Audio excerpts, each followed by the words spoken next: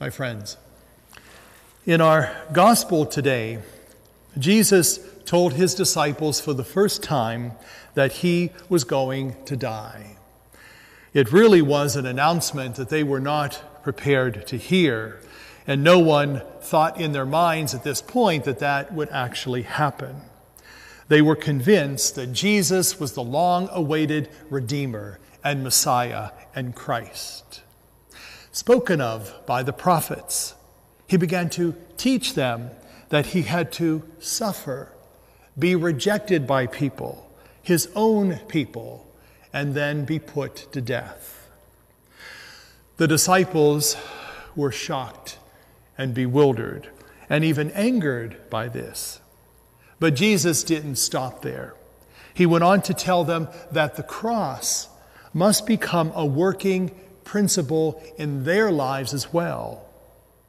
They weren't ready to hear that either. And if we think about it, neither are we.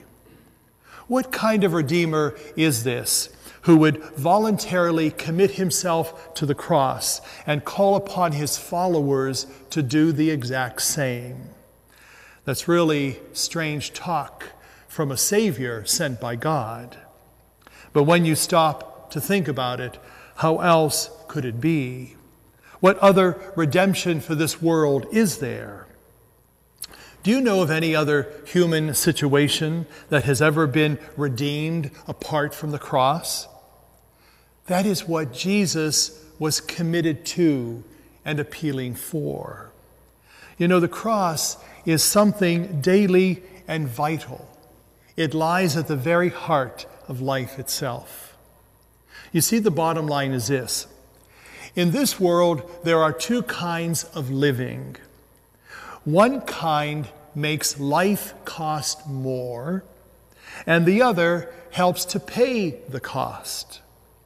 Now, in everyday language, that is what Calvary is all about. A person was willing to give up his own life, to put it on the line, to break the cycle of sin and selflessness with their own human suffering.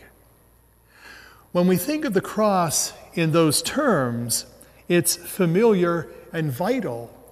It's a principle that is being lived in many ordinary lives like yours and mine. Some people make life cost more. That is sin. Others help to pay the cost. That is cross-bearing. You can see that truth wherever you look. Let's start with the home, for example.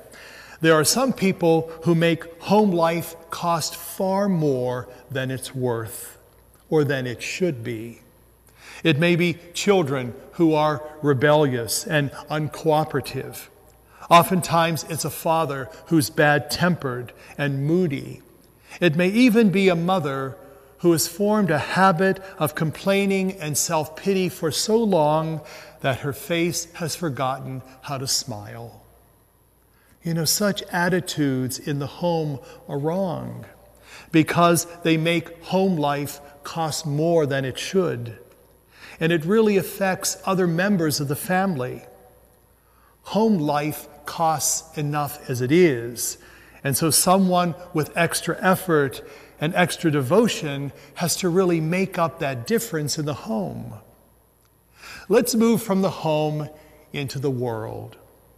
There are those who make life cost more, and there are those who help pay the cost. Look at the church. Some people only use the church.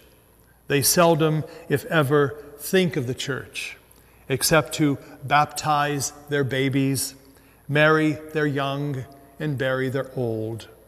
Their chief concern is, what can the church do for me? Others love the church and give themselves daily to the church. Week in and week out, they help support it with their prayers, their presence, their gifts, their quality of life. There are the leaners and the lifters. Anywhere you look in the world, you will find them. And it's really easy to tell them apart. The leaners approach life with their hands out and their palms up. Their first question is always, what's in it for me? The lifters approach life with their sleeves rolled up and tools in their hand, and their first question is, what can I do to help? The cross is more than just an ancient instrument of death. It's really an eternal principle of life. There are times, to be sure, when we wish the cross would go away and leave us alone. But that can never happen. The cross of Christ is too much a part of everyday life. And everywhere we look, there are people making life cost more, and there are other people helping to pay the cost. For you and me, there really is no middle ground. We're involved whether we like it or not. Our only choice is our nature of our involvement. By sin and selfishness, we can increase the price. Or by self-denial and service, we can help pay the cost. The issue is just that clear. Christ carried his cross for you and for me. Now we have the opportunity to carry the cross for him.